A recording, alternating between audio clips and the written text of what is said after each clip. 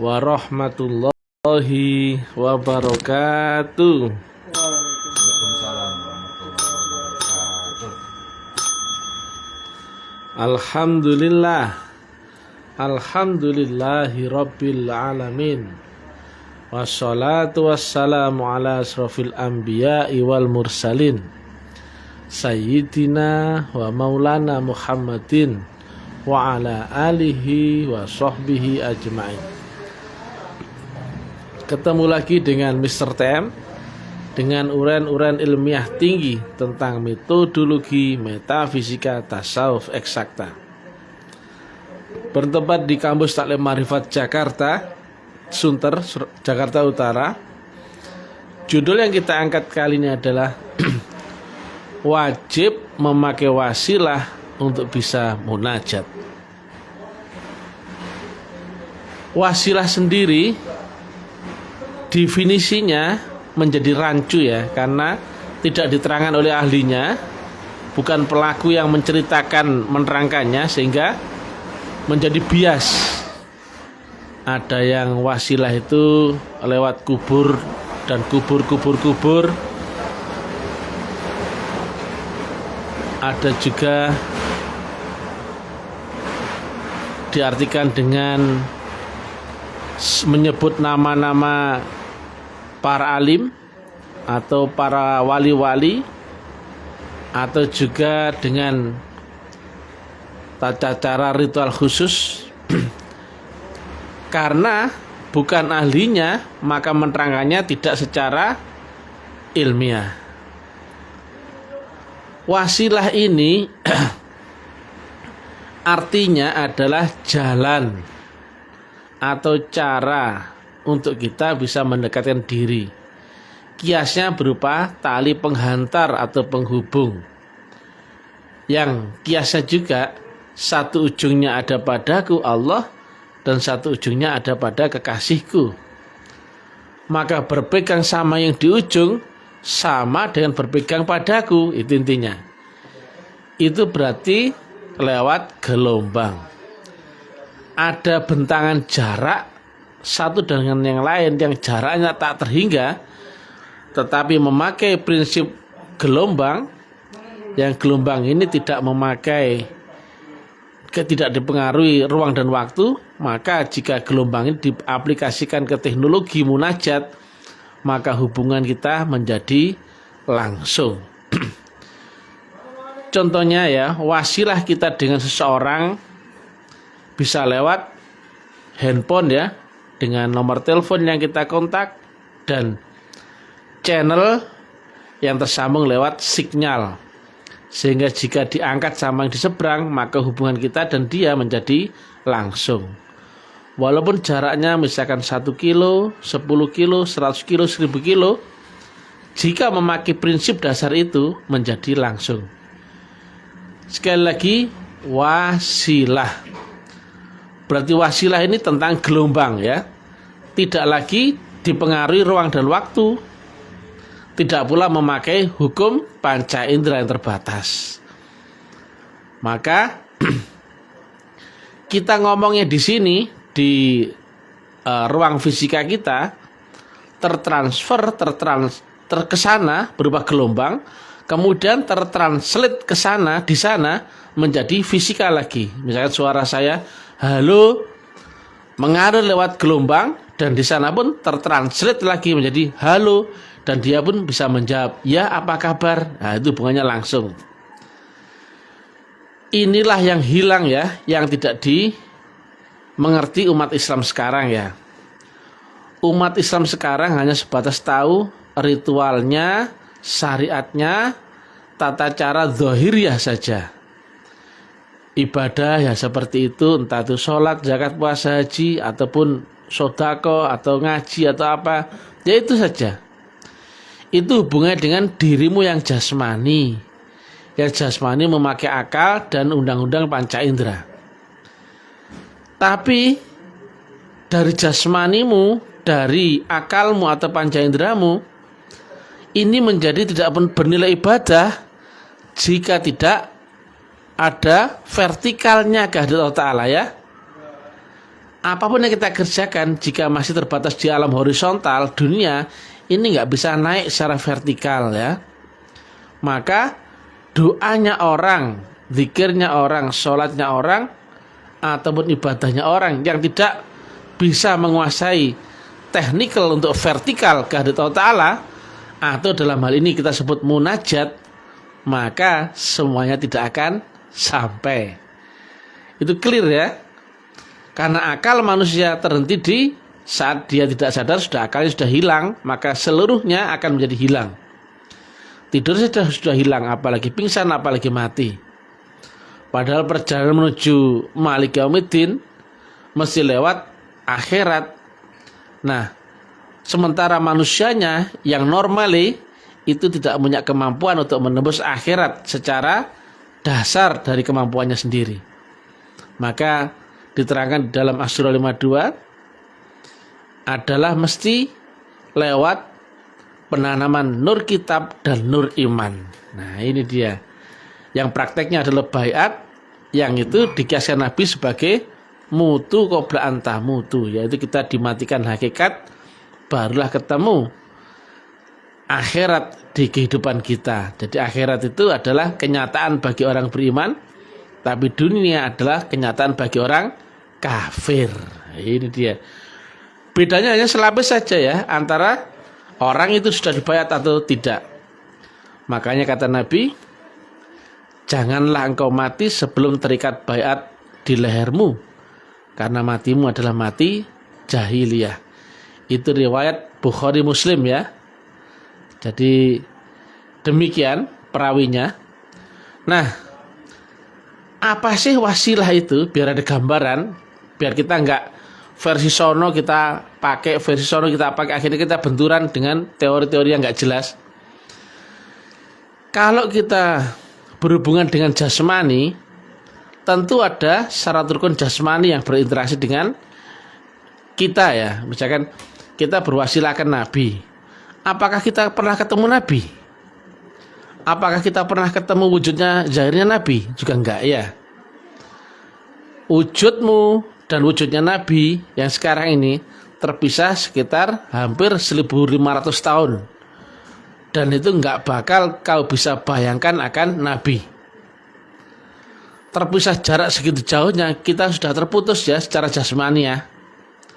Demikian juga dengan Syekh Abdul Qadir Jailani, atau dengan para masyayikh, para guru-guru aulia-aulia Allah. Kamu nggak kenal ya, kamu nggak ada kaitan dengan dia. Jadi wasilah itu syaratnya harus ada kait mengkait, ada timbal balik, ada kebersamaan, ada ridho. Kalau kamu mengagungkan seseorang tapi orang itu gak kenal kamu, itu kan percuma. Kecuali kamu mengagungkan dia dan dia pun mengagungkanmu, itu baru hubungannya dua arah. Nah, itu baru sah. Nah, kita banyak terkecoh di praktek wasilah, hanya menyebut nama-nama para aulia Allah kemudian difatihai, gitu. Syaikhul Qadir Jailani full Fatihah. Masa nyambung? Kamu nggak kenal Syekh Abdul Qadir Jailani. Kau sebut-sebut pun kira-kira dihadir nggak? Ya nggak bakalan lah. Pernah ketemu wujudnya zahirnya Syekh Abdul Qadir Jailani? Nggak kenal. Dan jarakmu dan dia telah terpisah ruang dan waktu. Wah, itu sudah nggak mungkin bisa nyambung. Tapi ada cara lain, dimensi lain ya. Yaitu memakai dimensi rohani. Yang rohani tidak memakai rumus ruang dan waktu. Maka jika kita ketemu dengan prinsip dasar ilmu yang sama, ilmu rohani yang sama, maka rohani kita bisa nyambung dengan dia. Walaupun terpisah jarak, ruang, dan waktu, zahiriahnya. Tapi secara rohani ya, secara kita tidak pernah terpengaruh dengan ruang dan waktu. Maka tidak ada waktu dulu, sekarang atau akan datang, nggak ada. Yang ada hanyalah in this time ya, on time ini saja ya. Nah, makanya praktek ilmu rohani adalah berupa lewat baiat, bukan dengan pengajaran lafal dan huruf. Karena apa? Interpretasi pasti sudah beda. Ngaji di zaman Nabi Muhammad, ngaji jasmani sama ngaji jasmani di zaman ini sudah beda. Sekarang ini kita belajar banyak lewat Facebook, YouTube, atau ceramah online atau apa. Zaman dulu beda. Tetapi secara prinsipil ngaji rohani semua tetap sama, yaitu lewat baiat. Nah, Nabi Isa dibaptis, demikian juga semua para rasul, demikian juga Nabi Muhammad pun dibaiat ya. Nah, dengan ilmu yang ditanamkan lewat baiat itu berupa gelombang. Dimensinya sudah dimensi akhirat ya, memakai unsur ruh bukan lagi akal. Maka kita bisa terconnecting ya lewat gelombang juga. Ini tentang alam gelombang, dirimu yang gelombang, dan tentang ilmu gelombang. Tidak lagi berlafal berhuruf atau berupa teori pengetahuan atau apalah itu. Nah, inilah ya, kita samakan perspektif ya, kita terangkan ya. Ini ada gambar unlimited, absolut adalah Allah. Ini kiasnya ya, menghampiri alamnya manusia lewat gelombangnya. Nurun ala nur, yahdillahu linurihi mayasya. Cahaya di atas cahaya atau cahaya berlapis-lapis, cahaya bertingkat-tingkat. Nur Allah, nur malaikat Jibril, dan nur Muhammad. Dan ini semua ada yang membawa, yaitu utusan. Utusan min anfusikum ya, di zaman kita masing-masing. Min anfusikum zaman 1500 tahun yang lalu ya Nabi Muhammad utusannya. Inilah Rasulullah Muhammad. Ini Nabi Muhammad. Jadi beda, ini yang manusia tapi ini bukan manusia. Tapi wujudnya ini yang berupa gelombang karena masuk ke dalam diri Nabi Muhammad, wujudnya serupa dengan Nabi Muhammad. Demikian juga Allah, malah maha rahasia lagi.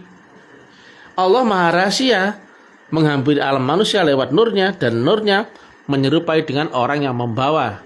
Maka wujudnya Allah dilihat dari orang lain, manusia lain berupa apa? Ini. Karena ini nggak terlihat, ini pun nggak terlihat. Yang terlihat kan ini. Makanya sifat Allah itu sifatnya ya wujud. Wujudnya serupa dengan manusia atau utusan yang membawa nurnya, atau sang pembawa silah, atau sang pembawa nur. Logikanya, jika Allah saja menghampiri alamnya manusia lewat nur dan utusan, masa kita yang manusia untuk menuju Allah tidak pakai ini juga? Sombong sekali. Ya, logikanya ya. Makanya syahadat tidak bisa 2 kalimat syahadat diringkas menjadi 1. Asyhadu alla ilaha illallah tok, gak bisa. Karena kau masih bersaksi akan Allah yang wujud, tetapi lewat utusannya. Wa asyhadu anna Muhammadur Rasulullah. Selama kau tidak ketemu utusannya di zamanmu sendiri, kau tidak akan ketemu Allah. Tadi kan ini ya, Allah wujudnya apa? Ini. Nur Allah wujudnya apa? Ini. Nur Jibril ini. Nur Muhammad apa? Ini. Inilah wajhullah, atau sifat wujud yang mewakili Allah. Bukan dia itu wujudnya Allah, bukan. Sifat wujud, makanya disebut fi'il sifat atau sifat yang mewakili. Kalau nggak ketemu ini, syahadatmu nggak pernah bersaksi, guys. Ya enggak? Jika sifatnya Allah wujud, syahadat itu bersaksi. Kenapa kau nggak pernah melihat? Manakah wujud yang kau saksikan dalam syahadatmu? Itu baru syahadat. Masuk ke sholatnya. Ini wajhatu wajhiyah. Ada yang ngajarkan praktek ini? Nggak ada ya. Inilah wasilah yang sebenarnya. Bukan lantas menyebut-nyebut nama-nama oleh Allah. Itu bagian kecil dari wasilah. Jadi kalau kita ketemu yang ini, yang benar-benar waris, ini luar biasa ini. Tetapi di dalamnya ini termasuk juga para arwah-arwah yang orang-orang suci-suci ya. Para solihin, para wali-wali, para aulia-aulia Allah ada di balik ini. Tapi intinya di dalam sini tersimpul seluruh arwahul muqaddasah ya.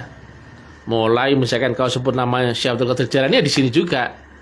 Karena seperti piramida ya, seluruh arwah itu mengerucut akan menjadi satu lagi, yaitu menjadi arwahul muqaddasah. Dan yang bisa sampai ke hadirat Allah Ta'ala adalah arwah yang suci tadi. Maka ruh-ruh itu akan bersimpul menjadi satu ya. Dan hanya bisa kembali kepada Allah setelah menjadi nurnya Allah sendiri. Jadi selama belum bisa menjadi nurnya Allah, nggak akan bisa kembali kepada Allah Ta'ala. Karena yang bisa berhampir akan Allah adalah nurnya sendiri. Nah, kalau ibadahmu nggak memakai ini, berarti ibadahmu, coba spidol biru, coba ya. Berarti ibadahmu nggak pernah munajat, ibadahmu hanya horizontal saja, horizontal. Nggak pernah vertikal begini, nggak pernah. Ibadah hanya sebatas jungkrak-jungkruk, senam poco-poco, delemeng nggak jelas, ya. Kamu sholat dapat apa? Kata Tuhan dapat neraka wel, betul enggak? Kamu ngaji dapat apa? Jahanam, Al-Bayyinah ayat 6. Sedang ini loh, nggak ada yang menerangkan cara munajat untuk vertikal kehadirat Allah Ta'ala. Ini loh mesti kau pakai. Silakan buka di Al-Maidah 35 ya. Di situ ada kalimat wabtaghu ilaihil wasilah wajahidu fisabilihi la'allakum tuflihun. Carilah jalan wasilah untuk mendekatkan diri ke hadirat Allah Ta'ala. Maka logikanya, jika tidak ketemu jalan itu, bisa nggak mendekatkan diri ke hadirat Allah Ta'ala? Ya nggak bisa toh. Atau bisa nggak kita mendekatkan diri ke hadirat Allah Ta'ala tanpa memakai wasilah? Nggak bisa. Oh, itu Quran. Wocon Quran goblok ya. Ini ulama-ulama kayak Gus Ustaz kok longor-longor plonga-plong. Waduh.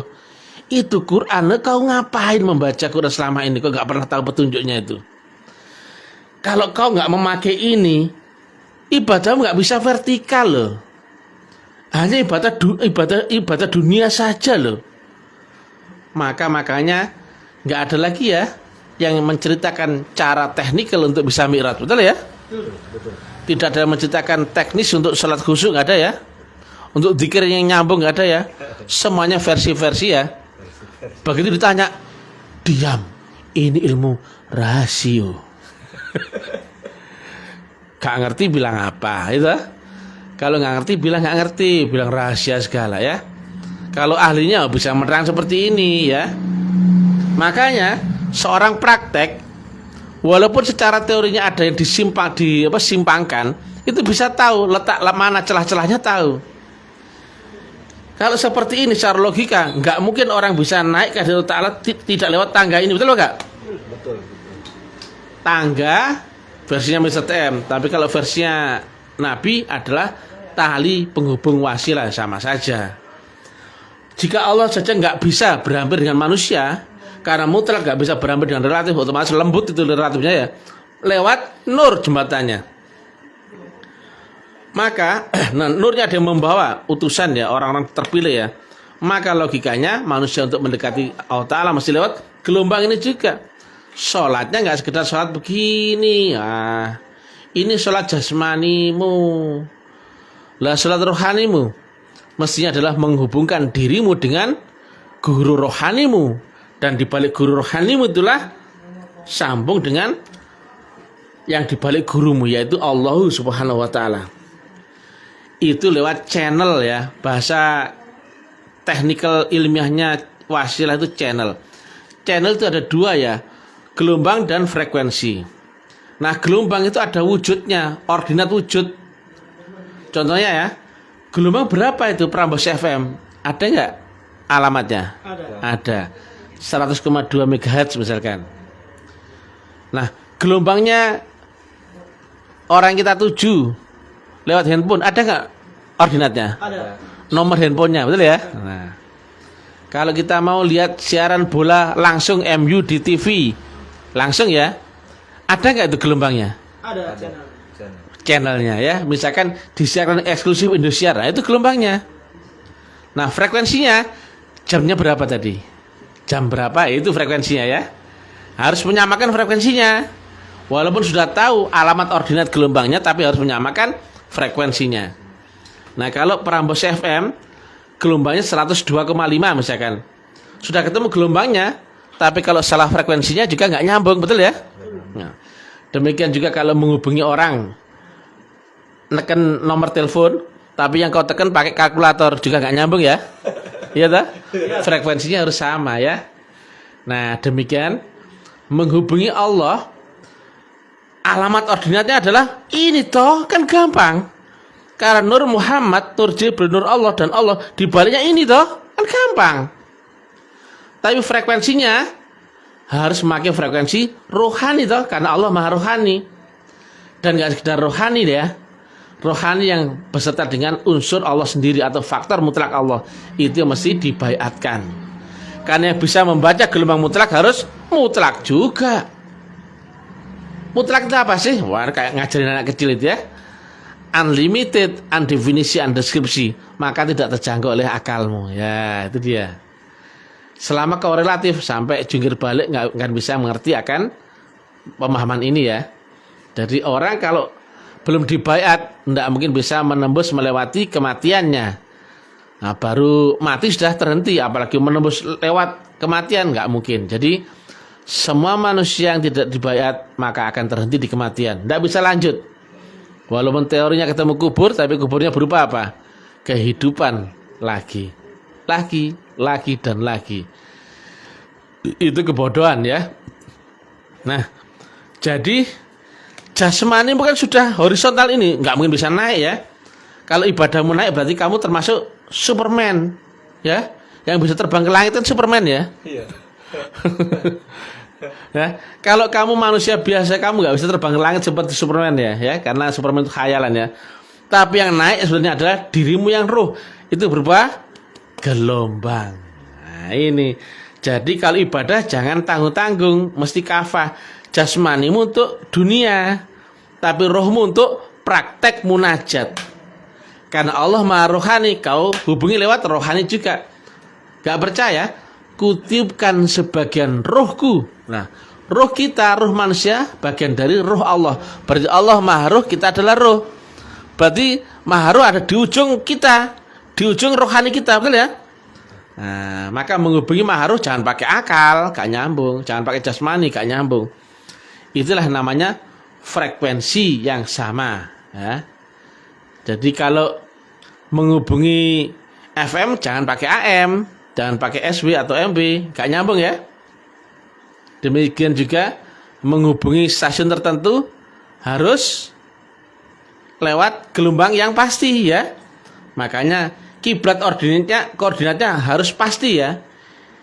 Makanya betul nggak? Ini wajah tuh wajihiyah. Wajihiyah, wajah Allah adalah wajah sang pembawa wasilah tadi. Maka pasti nggak Allah dibalik orang ini? Pasti. Pasti nggak nur Allah dibalik orang ini? Pasti. Pasti nggak nur Jibril dibalik ini? Pasti. Itu dia ya.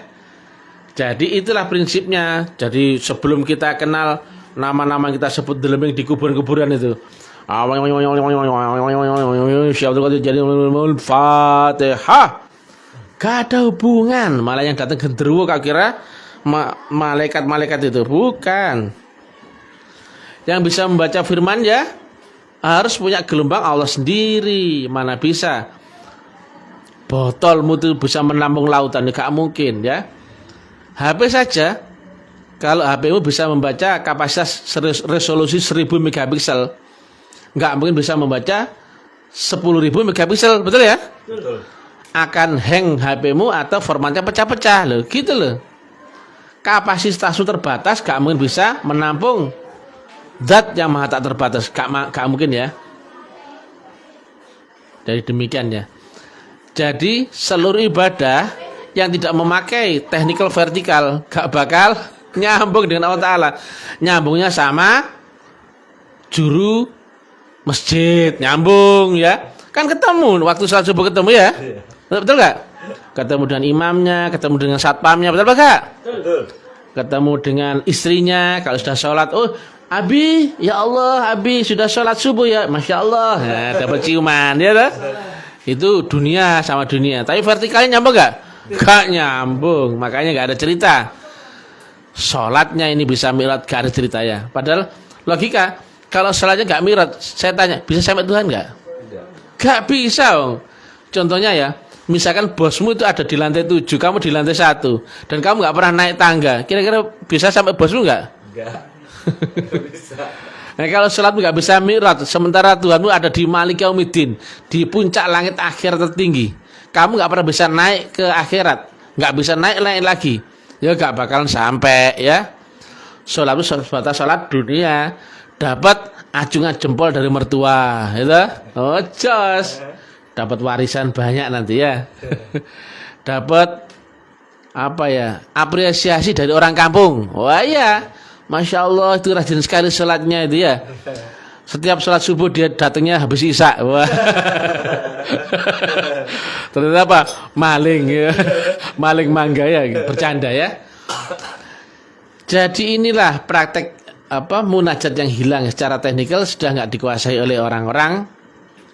Bahkan nggak tahu kenapa harus berwasilah, kenapa harus baiat, kenapa mesti lewat siratul mustaqim, kenapa mesti lewat rasulun min anfusikum. Paling gampang saja, hampir semua orang tidak pernah ada yang disaksikan dalam syahadatnya. Betul ya? Aku bersaksi, tapi nggak ada yang pernah kau saksikan. Itu saksi palsu, bohong. Apalagi sholatnya, ini wajjahtu wajhiyah. Wajhiyah yang mana? Oh, kamu nggak pernah ketemu, kamu nggak kenal, bohong ya. Oh, syahadatnya aja bohong, sholatnya bohong. Demikian juga iman, imanu bohong. Iman itu nur, baca itu semua ayat di dalam Quran. Iman itu berupa nur yang ditanamkan dalam kalbu, dimasukkan. Bukan thinking, bukan yakin, percaya atau paham, bukan.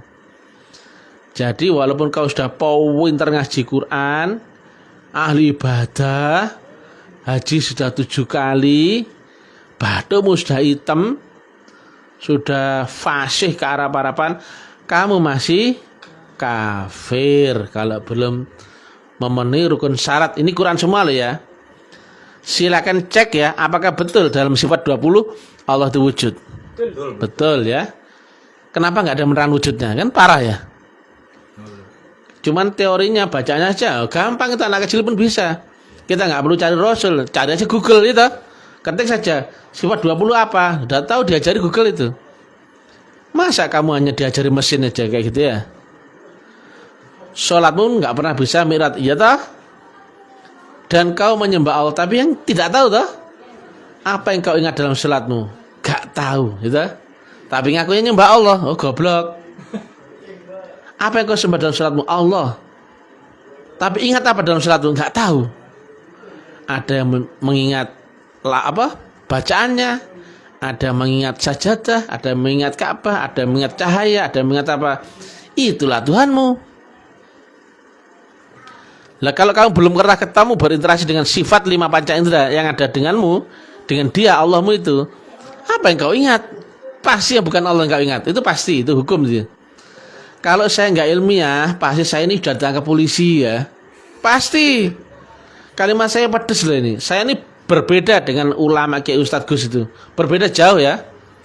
Mereka bicara manis-manis tuh. Kalau saya uraan ya, koboyan. Saya sebut mereka ini banyak yang kafir loh. Gak enak tuh ini. Gak enak. Mereka Ustadz Kiai Gus ulama, tapi banyak kafir ya. Walaupun hajinya 17 kali, kafir itu. Kalau kau masih sebatas agama dunia, agama syariat, dan gak pernah bisa kau alami makrifat, gak kenal Allah, kau masih kafir. Nah ini dia. Tapi saya menerangkan kafir jelas dengan analisa dan ilmiahnya, dan itu Quran semua terangkan. Makanya saya nggak bisa ditangkap polisi. Seolah-olah saya ini kan menjanjikan Islam. Tidak. Saya harus mengkritisi Islam. Tapi kan nggak hanya mengolok-olok saja kan. Ini kritisi, tapi ada solusinya. Ini loh yang benar gitu loh. Nah, tinggal mana yang egonya tinggi ya terkorek ini. Marah-marah mereka. Tapi marah seperti apa kan tetap ini Quran. Baca sendiri ya di Al-Maidah 35, di bunyi syahadat, di ini wajhatu wajhiyah, di At-Taubah 128, di An-Nur 35, itu nggak pernah kau bisa praktekkan. Jadi kamu hanya praktek agama sebatas akalmu, itu namanya agama dunia atau agama ardi, agama thinking. Yang dipakai tidur aja sudah hilang, apalagi mau nyebrang ke akhirat, mana bisa. Mana bisa ya. Amalmu saja yang sholatmu 17.000 rakaat sehari, nggak akan bisa menembus kubur, nggak bisa. Hanya terhenti di kematian, sudah nggak ada bekasnya sama sekali. Kau belajar Islam seumur hidup, tapi begitu mati ditanya, "Man rabbuka?" Sudah kafir kamu. Kafir. Enggak ada bedanya itu. Tidurnya ulama, pemabuk, anak kecil, bajingan, sama dukun. Ada bedanya enggak? Enggak ada bedanya. Kecuali tidurnya orang beriman. Nah, beda. Tidurnya orang beriman, walaupun jasmaninya tidur, tapi kesadarannya masih terjaga. Nah, itu dia. Tapi semua ini bisa dibuktikan ya. Jadi nama Naksabandi, naksnya itu artinya membekas. Ini bukan cuma cerita isapan jempol ya. Mesti bisa dibuktikan dan mesti membekas di kolbumu. Kalau saya cerita ini tidak dibuktikan orang-orang, saya sudah di demo banyak orang, betul ya? Betul. Saya di publik loh, dan jaringan taklim marifat banyak loh. Kenapa nggak ada satupun yang komentar nyinyir yang orang dalam sendiri ya? Itu misalnya yang pendusta, pembohong, kan nggak ada. Yang nyinyir masih orang lain ya. Berarti apa logikanya? Kamu nyinyir karena nggak tahu. Kalau kau ingin tahu, masuk ke lingkaran kamu saling marifat, praktekkan, oh, kamu akan diam. Karena apa? Oh ya betul yang zaman Musa TM. Kan gitu. Ini fenomena akhir zaman ya. Dakwah kami nggak manis, pedes ya. Pedes ya, tapi ternyata mengambil perhatian banyak orang ya. Karena apa? Ini ilmiah tinggi. Menerangkan agama bukan dengan dogmatis, tapi secara teknikal, secara teknologi, dan semuanya nalarnya bisa diterima karena ilmiah. Dan ini universal ya, bisa diterima oleh seluruh adan dan golongan. Demikian yang bisa kami sampaikan. Mudah-mudahan manfaat. Kurang lebihnya kami mohon maaf sebesar-besarnya. Kamu yang belum baiat, segeralah baiat ya. Kalau belum baiat itu kamu masih kafir ya, kamu belum beriman ya. Demikian juga kau harus belajar bersaksi akan wujudnya Allah dan wujudnya Rasulullah di zamanmu sendiri. Itu syahadat. Jadi kalau kau belum kenal itu, kau belum Islam, kau belum iman, apalagi takwa.